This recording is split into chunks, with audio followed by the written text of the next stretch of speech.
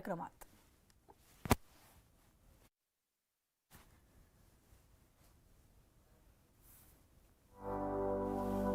मेरे प्यारे देशवासियों, मन की बात में आप सभी का एक बार फिर बहुत बहुत स्वागत है। आज इस चर्चा को शुरू करते हुए मन मस्तिष्क में कितने ही भाव उमड़ रहे हैं। हमारा और आपका मन की बात का ये साथ अपने 99 पायदान पर आ पहुंचा है। आमतौर पर हम सुनते हैं कि 99 का फेर बहुत कठिन होता है। क्रिकेट में तो नर्वस 90 को बहुत मुश्किल पड़ाव माना जाता है, लेकिन जहां भारत के जन जन के मन की बात हो, वहां की प्रेरणा ही कुछ और होती है। मुझे इस बात की भी खुशी है कि मन की बात के 100वें एपिसोड को लेकर देश के लोगों में बहुत उत्साह है।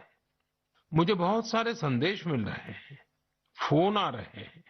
आज जब हम आजादी का अमृतकाल मना रहे हैं, नए संकल्पों के साथ आगे बढ़ रहे हैं, तो 100वें मन की बात को लेकर आपके सुझावों और विचारों को जानने के लिए मैं भी बहुत उत्सुक हूं। मुझे आपके ऐसे सुझावों का बेसब्री से इंतजार है। वैसे तो इंतजार हमेशा होता है, लेकिन इस बार इंतजार ज्यादा है। आपके ये सुझाव और विचार ही 30 अप्रैल को होने वाले 100वें मन की बात को और यादगार बनाएंगे। मेरे प्यारे देशवासियों, मन की बात में हमने ऐसे हजारों लोगों की चर्चा की है जो दूसरों की सेवा के लिए अपना जीवन समर्पित कर देते हैं। कई लोग ऐसे होते हैं जो बेटियों की शिक्षा के लिए अपनी पूरी पेंशन लगा देते हैं। कोई अपने पूरे जीवन की कमाई पर्यावरण और जीव सेवा के लिए समर्पित कर देता है। हमारे देश में परमार्थ को इतना ऊपर रखा गया है कि दूसरों के सुख के लिए लोग अपना सर्वस्व दान देने में भी संकोच नहीं करते। इसलिए तो हमें बचपन से शिवी और दधीची जैसे देहदानियों की गाथाएं सुनाई जाती हैं।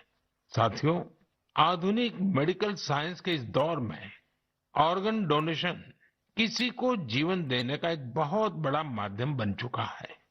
कहते हैं, जब एक व्यक्ति मृत्यु के बाद अपना शरीर दान करता है, तो उससे 8 से 9 लोगों को एक नया जीवन मिलने की संभावना बनती है।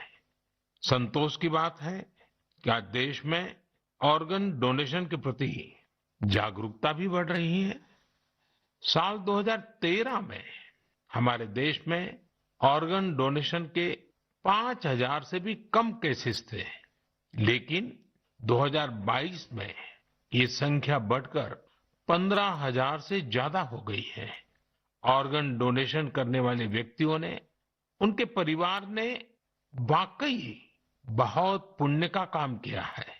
साथियों, मेरा बहुत समय से मन था कि मैं ऐसा पुण्य कार्य करने वाले लोगों के मन की बात जानूं और इसे देशवासियों के साथ भी शेयर करूं। इसलिए आज मन की बात में हमारे साथ एक प्यारी सी बिटिया, एक सुंदर गुड़िया के पिता और उनकी माताजी हमारे साथ जुड़ने जा रहे हैं। पिताजी का नाम है सुखबीर सिंह संधू जी और माताजी का नाम है सुप्रीत कौर जी। ये परिवार पंजाब के अमृतसर में रहते हैं। बहुत मन्नतों के बाद उन्हें एक बहुत सुंदर गुड़िया, बिटिया हुई थी। घर के लोगों ने बहुत प्यार से उसका नाम रखा था अबाबत कौर। अबाबत का अर्थ दूसरे की सेवा से जुड़ा है, दूसरों का कष्ट दूर करने से जुड़ा है। अबाबत जब सिर्फ 39 दिन की थी, तभी वो ये दुनिया छोड़कर चली गई। लेकिन सुखबीर सिंह संधू जी और उनकी पत्नी सुप्रीत कौर जी ने, उनके परिवार ने बहुत ही प्रेरणादायी फैसला लिया। ये फैसला था 39 दिन की उम्र वाली बेटी के अंगदान का, ऑर्गन डोनेशन का। हमारे साथ इस समय फोन लाइन पर सुखबीर सिंह और उनकी श्रीमती जी मौजूद है। आइए उनसे बात करते हैं। सुखबीर जी नमस्ते। नमस्ते माननीय प्रधानमंत्री जी, सत श्री अकाल। सत श्री अकाल जी, सत श्री अकाल जी। सुखबीर जी, मैं आज मन की बात के संबंध में सोच रहा था तो मुझे लगा कि अबाबत की बात इतनी प्रेरक है, वो आप ही के मुंह से सुनूं, क्योंकि घर में बेटी का जन्म जब होता है तो अनेक सपने, अनेक खुशियां लेकर आता है। लेकिन बेटी इतनी जल्दी चली जाए, वो कष्ट कितना भयंकर होगा, उसका भी मैं अंदाज लगा सकता हूँ। जिस प्रकार से आपने फैसला लिया है, तो मैं सारी बात जानना चाहता हूँ जी। सर, भगवान ने बहुत अच्छा बच्चा दिया था हमें। बहुत प्यारी गुड़िया हमारे घर में आई थी। उसके पैदा होते ही हमें पता चला कि उसके दिमाग में एक ऐसा नाड़ियों का गुच्छा बना हुआ है जिसकी वजह से उसके दिल का आकार बड़ा हो रहा है। तो हम हैरान हो गए कि बच्चे की सेहत इतनी अच्छी है, इतना खूबसूरत बच्चा है और इतनी बड़ी समस्या लेकर पैदा हुआ है। तो पहले 24 दिन तक तो बहुत ठीक रहा बच्चा, बिल्कुल नॉर्मल रहा। अचानक उसका दिल एकदम काम करना बंद हो गया। तो हम जल्दी से उसको हॉस्पिटल लेके गए। वहां डॉक्टरों ने उसको रिवाइव तो कर दिया, लेकिन समझने में टाइम लगा कि इसको क्या दिक्कत आई, इतनी बड़ी दिक्कत के छोटा सा बच्चा और अचानक दिल का दौरा पड़ गया। तो हम उसको इलाज के लिए पीजीआई चंडीगढ़ ले गए। वहां बड़ी बहादुरी से उस बच्चे ने इलाज के लिए संघर्ष किया, लेकिन बीमारी ऐसी थी कि उसका इलाज इतनी छोटी उम्र में संभव नहीं था। डॉक्टरों ने बहुत कोशिश की कि उसको रिवाइव करवाया जाए। अगर 6 महीने के आसपास बच्चा चला जाए तो उसका ऑपरेशन करने की सोची जा सकती थी, लेकिन भगवान को कुछ और मंजूर था। उन्होंने केवल 39 डेज की जब हुई तो डॉक्टर्स ने कहा कि इसको दोबारा दिल का दौरा पड़ा है, तब उम्मीद बहुत कम रह गई है। तो हम दोनों मियाँ बीवी रोते हुए इस निर्णय पे पहुंचे कि हमने देखा था उसको बहादुरी से जूझते हुए, बार बार ऐसे लग रहा था जैसे कि अब चला जाएगी, लेकिन फिर रिवाइव कर रही थी। तो हमें लगा कि इस बच्चे का यहाँ आने का कोई मकसद है। तो उन्होंने जब बिल्कुल ही जवाब दे दिया तो हम दोनों ने डिसाइड किया कि क्यों ना हम इस बच्चे के ऑर्गन डोनेट कर दें, शायद किसी और की जिंदगी में उजाला आ जाए। फिर हमने पीजीआई के जो एडमिनिस्ट्रेटिव ब्लॉक है उनमें संपर्क किया और उन्होंने हमें गाइड किया। इतने छोटे बच्चे के केवल किडनीज ही दी जा सकती हैं। परमात्मा ने हिम्मत दी, गुरु नानक साहब का फलसफा है, इसी सोच से हमने डिसीजन ले लिया जी।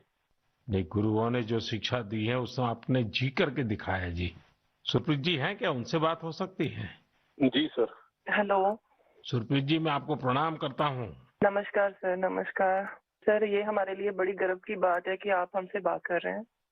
आपने इतना बड़ा काम किया है और मैं मानता हूँ देश ये सारी बातें जब सुनेगा तो बहुत लोग किसी की जिंदगी बचाने के लिए आगे आएंगे। अबाबत का ये योगदान है, ये बहुत बड़ा है जी। सर, ये भी गुरु नानक पातशाह जी की शायद बख्शिश थी कि उन्होंने हिम्मत दी ऐसा डिसीजन लेने में। गुरुओं की कृपा के बिना तो कुछ हो ही नहीं सकता जी। बिल्कुल सर, बिल्कुल। सुखबीर जी, जब आप अस्पताल में होंगे और ये हिला देने वाला समाचार जब डॉक्टर ने आपको दिया, उसके बाद भी आपने स्वस्थ मन से, आपने और आपकी श्रीमती जी ने इतना बड़ा निर्णय किया। गुरुओं की सीख तो है ही है, लेकिन आपके मन में इतना बड़ा उदार विचार, और सचमुच में अबाबत का जो अर्थ सामान्य भाषा में कहे तो मददगार होता है, ये काम कर दिया। ये उस पल को मैं सुनना चाहता हूँ जी। सर, एक्चुअली हमारे एक फैमिली फ्रेंड है प्रिया जी, उन्होंने अपने ऑर्गन डोनेट किए थे। उनसे भी हमें प्रेरणा मिली। तो उस समय तो हमें लगा कि शरीर जो है पंच तत्व में विलीन हो जाएगा। जो कोई बिछड़ जाता है, चला जाता है, तो उसका शरीर को जला दिया जाता है या दबा दिया जाता है। लेकिन अगर उसके ऑर्गन किसी के काम आ जाए तो ये भले का ही काम है। और उस समय हमें और गर्व महसूस हुआ जब डॉक्टर्स ने ये बताया हमें कि आपकी बेटी इंडिया की यंगेस्ट डोनर बनी है जिसके ऑर्गन सक्सेसफुली ट्रांसप्लांट हुए। तो हमारा सर गर्व से ऊंचा हो गया कि जो नाम हम अपने पेरेंट्स का इस उम्र तक नहीं कर पाए। एक छोटा सा बच्चा आके इतने दिनों में हमारा नाम ऊंचा कर गया, और इससे और बड़ी बात है कि आज आपसे बात हो रही है इस विषय पे। हम प्राउड फील कर रहे हैं। सुखबीर जी, आज आपकी बेटी का सिर्फ एक अंग जीवित है ऐसा नहीं है। आपकी बेटी मानवता की अमर गाथा की अमर यात्री बन गई है। अपने शरीर के अंश के जरिए वो आज भी उपस्थित है। इस नेक कार्य के लिए मैं आपकी, आपकी श्रीमती जी की, आपके परिवार की सराहना करता हूं। Thank you sir. साथियों, ऑर्गन डोनेशन के लिए सबसे बड़ा जज्बा यही होता है कि जाते जाते भी किसी का भला हो जाए, किसी का जीवन बच जाए। जो लोग ऑर्गन डोनेशन का इंतजार करते हैं वो जानते हैं कि इंतजार का एक एक पल गुजरना कितना मुश्किल होता है, और ऐसे में जब कोई अंगदान या देहदान करने वाला मिल जाता है तो उसमें ईश्वर का स्वरूप ही नजर आता है। झारखंड की रहने वाली स्नेहलता चौधरी जी भी ऐसी ही थी, जिन्होंने ईश्वर बनकर दूसरों को जिंदगी दी। 63 वर्ष की स्नेहलता चौधरी जी अपना हार्ट, किडनी और लीवर दान करके गई। आज मन की बात में उनके बेटे भाई अभिजीत चौधरी जी हमारे साथ हैं। आइए उनसे सुनते हैं। अभिजीत जी नमस्कार। प्रणाम सर। अभिजीत जी, आप एक ऐसी माँ के बेटे हैं जिसने आपको जन्म देकर एक प्रकार से जीवन तो दिया ही, लेकिन और जो अपनी मृत्यु के बाद भी आपकी माता जी कई लोगों को जीवन दे करके गई। एक पुत्र के नाते अभिजीत आप जरूर गर्व अनुभव करते होंगे। हाँ जी सर।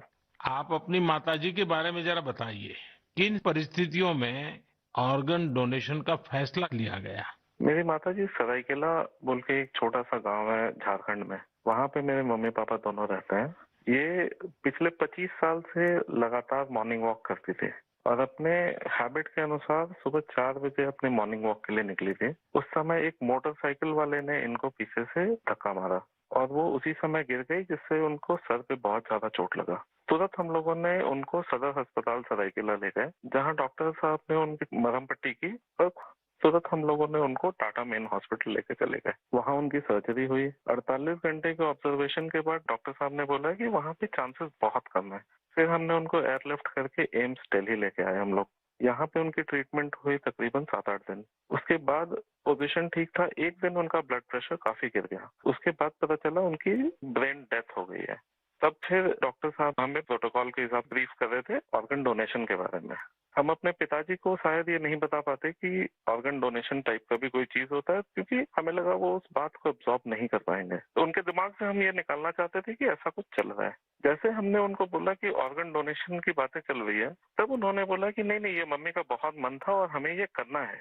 हम काफी निराश थे उस समय तक, जब तक हमें ये पता चला था कि मम्मी नहीं बच सकेगी। पर जैसे ही ये ऑर्गन डोनेशन वाला डिस्कशन चालू हुआ, वो निराशा एक बहुत ही पॉजिटिव साइड चला गया और हम काफी अच्छे, एक बहुत ही पॉजिटिव एनवायरनमेंट में आ गए। उसको करते करते फिर हम लोग रात में 8 बजे काउंसलिंग हुई। दूसरे दिन हम लोगों ने ऑर्गन डोनेशन किया। इसमें मम्मी का एक सोच बहुत बड़ा था कि पहले वो काफी नेत्रदान और इन चीजों में, सोशल एक्टिविटीज में ये बहुत एक्टिव थी। शायद यही सोच को लेकर के ये इतना बड़ा चीज हम लोग कर पाए। और मेरे पिताजी का जो डिसीजन मेकिंग था इस चीज के बारे में, इस कारण से ये चीज हो पाया। कितने लोगों को काम आया अंग?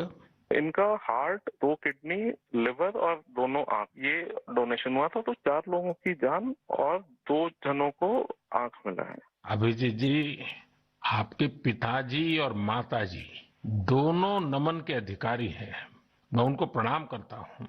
और आपके पिताजी ने इतने बड़े निर्णय में आप परिवारजनों का नेतृत्व किया, ये वाकई बहुत ही प्रेरक है। और मैं मानता हूँ कि माँ तो माँ ही होती है, माँ एक अपने आप में प्रेरणा भी होती है, लेकिन माँ जो परंपराएं छोड़ करके जाती है वो पीढ़ी दर पीढ़ी एक बहुत बड़ी ताकत बन जाती है। अंगदान के लिए आपकी माता जी की प्रेरणा आज पूरे देश तक पहुंच रही है। मैं आपके इस पवित्र कार्य और महान कार्य के लिए आपके पूरे परिवार को बहुत बहुत बधाई देता हूं। अभिजीत जी धन्यवाद जी, और आपके पिताजी को हमारे प्रणाम जरूर कह देना। जरूर जरूर, थैंक यू। साथियों, 39 दिन की अबाबत कौर हो या 63 वर्ष की स्नेहलता चौधरी, इनके जैसे दानवीर हमें जीवन का महत्व समझाकर जाते हैं। हमारे देश में आज बड़ी संख्या में ऐसे जरूरतमंद है जो स्वस्थ जीवन की आशा में किसी ऑर्गन डोनेट करने वाले का इंतजार कर रहे हैं। मुझे संतोष है कि अंगदान को आसान बनाने और प्रोत्साहित करने के लिए पूरे देश में एक जैसी पॉलिसी पर भी काम हो रहा है। इस दिशा में राज्यों की डोमिसाइल की शर्त को हटाने का निर्णय भी लिया गया है। यानी अब देश के किसी भी राज्य में जाकर मरीज ऑर्गन प्राप्त करने के लिए रजिस्टर करवा पाएगा। सरकार ने ऑर्गन डोनेशन के लिए 65 वर्ष से कम आयु की आयु सीमा को भी खत्म करने का फैसला लिया है। इन प्रयासों के बीच मेरा देशवासियों से आग्रह है कि ऑर्गन डोनर ज्यादा से ज्यादा संख्या में आगे आए। आपका एक फैसला कई लोगों की जिंदगी बचा सकता है, जिंदगी बना सकता है। मेरे प्यारे देशवासियों, ये नवरात्र का समय है, शक्ति की उपासना का समय है। आज भारत का जो सामर्थ्य नए सिरे से निखर कर सामने आ रहा है, उसमें बहुत बड़ी भूमिका हमारी नारी शक्ति की है। हाल फिलहाल ऐसे कितने ही उदाहरण हमारे सामने आए हैं। आपने सोशल मीडिया पर एशिया की पहली महिला लोको पायलट सुरेखा यादव जी को जरूर देखा होगा। सुरेखा जी एक और कीर्तिमान बनाते हुए वंदे भारत एक्सप्रेस की भी पहली महिला लोको पायलट बन गई है। इसी महीने प्रोड्यूसर गुनीत मोंगा और डायरेक्टर कार्तिकी गोंजाल्विस, उनकी डॉक्यूमेंट्री एलिफेंट विस्परर्स ने ऑस्कर जीतकर देश का नाम रोशन किया है। देश के लिए एक और उपलब्धि भाभा एटॉमिक रिसर्च सेंटर की साइंटिस्ट बहन ज्योतिर्मयी मोहंती जी ने भी हासिल की है। ज्योतिर्मयी जी को केमिस्ट्री और केमिकल इंजीनियरिंग की फील्ड में IUPAC का विशेष अवार्ड मिला है। इस वर्ष की शुरुआत में ही भारत की अंडर 19 महिला क्रिकेट टीम ने T20 वर्ल्ड कप जीतकर नया इतिहास रचा। अगर आप राजनीति की ओर देखेंगे तो एक नई शुरुआत नागालैंड में हुई है। नागालैंड में 75 वर्षों में पहली बार 2 महिला विधायक जीतकर विधानसभा पहुंची हैं। इनमें से एक को नागालैंड सरकार में मंत्री भी बनाया गया है। यानी राज्य के लोगों को पहली बार एक महिला मंत्री भी मिली है। साथियों, कुछ दिनों पहले मेरी मुलाकात उन जाबाज बेटियों से भी हुई जो तुर्की में विनाशकारी भूकंप के बाद वहां के लोगों की मदद के लिए गई थी। ये सभी NDRF के दस्ते में शामिल थी। उनके साहस और कुशलता की पूरी दुनिया में तारीफ हो रही है। भारत ने UN मिशन के तहत शांति सेना में वुमेन ओनली प्लेटून की भी तैनाती की है। आज देश की बेटियां हमारी तीनों सेनाओं में अपने शौर्य का झंडा बुलंद कर रही है। Group captain Shalija Dhami combat unit में कमांड अपॉइंटमेंट पाने वाली पहली महिला वायुसेना अधिकारी बनी है। उनके पास करीब 3000 घंटे का फ्लाइंग एक्सपीरियंस है। इसी तरह भारतीय सेना की जांबाज कैप्टन शिवा चौहान सियाचिन में तैनात होने वाली पहली महिला अधिकारी बनी है। सियाचिन में जहां पारा -60 डिग्री तक चला जाता है, वहां शिवा 3 महीनों के लिए तैनात रहेगी। साथियों, यह लिस्ट इतनी लंबी है कि यहां सबकी चर्चा करना भी मुश्किल है। ऐसी सभी महिलाएं, हमारी बेटियां आज भारत और भारत के सपनों को ऊर्जा दे रही हैं। नारी शक्ति की ये ऊर्जा ही विकसित भारत की प्राणवायु है। मेरे प्यारे देशवासियों, इन दिनों पूरे विश्व में स्वच्छ ऊर्जा, रिन्यूएबल एनर्जी की खूब बात हो रही है। मैं जब विश्व के लोगों से मिलता हूं तो वो इस क्षेत्र में भारत की अभूतपूर्व सफलता की जरूर चर्चा करते हैं। खासकर भारत सोलर एनर्जी के क्षेत्र में जिस तेजी से आगे बढ़ रहा है वो अपने आप में एक बहुत बड़ी उपलब्धि है। भारत के लोग तो सदियों से सूर्य से विशेष रूप से नाता रखते हैं। हमारे यहाँ सूर्य की शक्ति को लेकर जो वैज्ञानिक समझ रही है, सूर्य की उपासना की जो परंपराएं रही हैं, वो अन्य जगहों पर कम ही देखने को मिलते हैं। मुझे खुशी है कि आज हर देशवासी सौर ऊर्जा का महत्व भी समझ रहा है और क्लीन एनर्जी में अपना योगदान भी देना चाहता है। सबका प्रयास की यही स्पिरिट आज भारत के सोलर मिशन को आगे बढ़ा रही है। महाराष्ट्र के पुणे में ऐसे ही एक बेहतरीन प्रयास ने मेरा ध्यान अपनी ओर खींचा है। यहाँ एमएसआर ऑलिव हाउसिंग सोसाइटी के लोगों ने तय किया कि वे सोसाइटी में पीने के पानी, लिफ्ट और लाइट जैसी सामूहिक उपयोग की चीजें अब सोलर एनर्जी से ही चलाएंगे। इसके बाद इस सोसाइटी में सबने मिलकर सोलर पैनल लगवाए।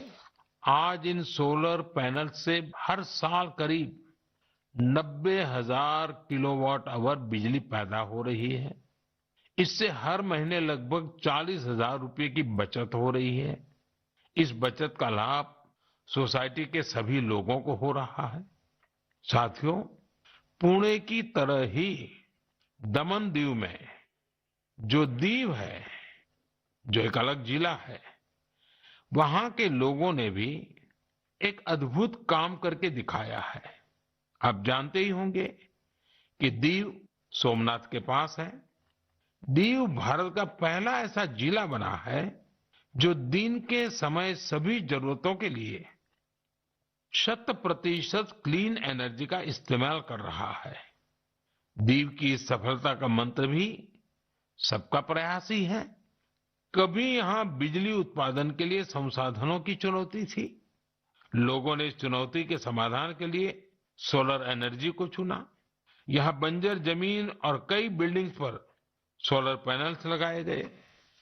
इन पैनल से दीव में दिन के समय जितनी बिजली जरूरत होती है उससे ज्यादा बिजली पैदा हो रही है। इस सोलर प्रोजेक्ट से बिजली खरीद पर खर्च होने वाले करीब 52 करोड़ रुपए भी बचे हैं। इससे पर्यावरण की भी बड़ी रक्षा हुई है।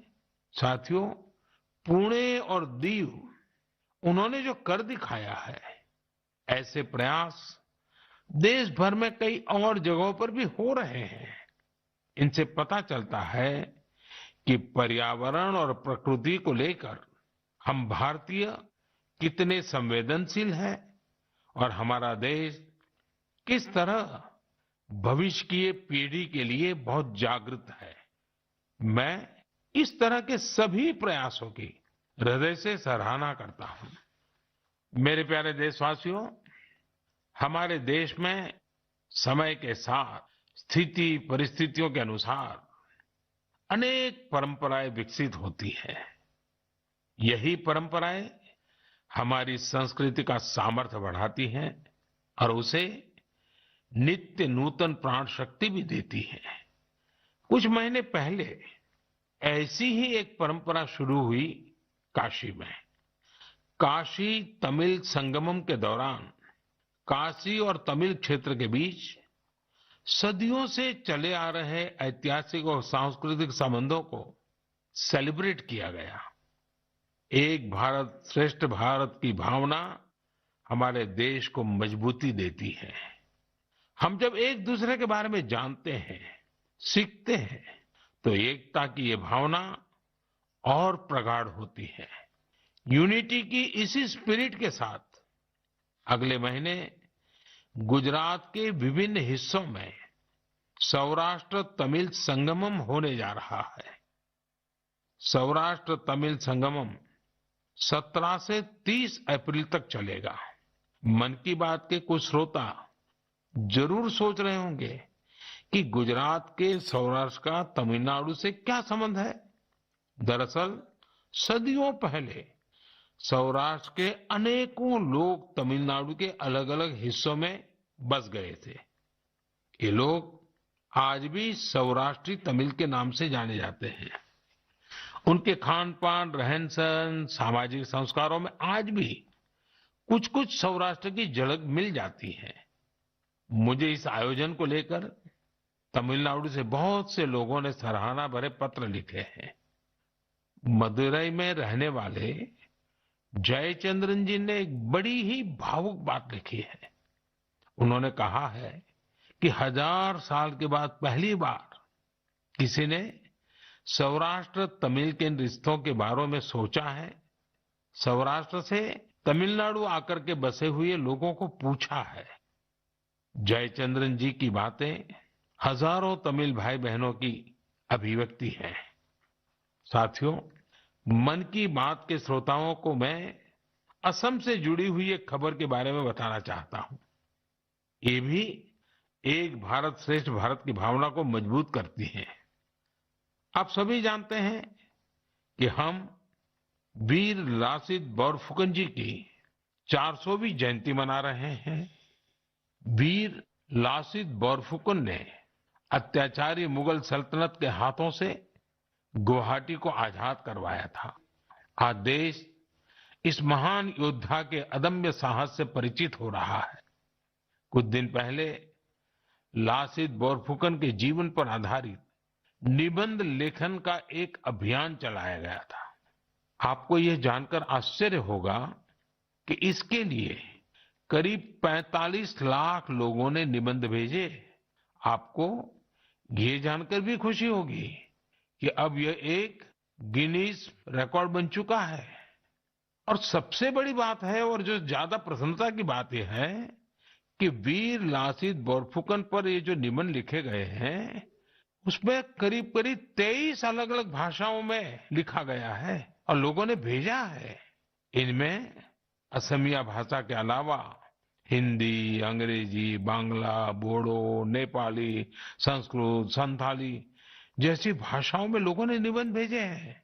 मैं इस प्रयास का हिस्सा बने सभी लोगों की हृदय से प्रशंसा करता हूं। मेरे प्यारे देशवासियों, जब कश्मीर या श्रीनगर की बात होती है तो सबसे पहले हमारे सामने उसकी वादियां और डल झील की तस्वीर आती है।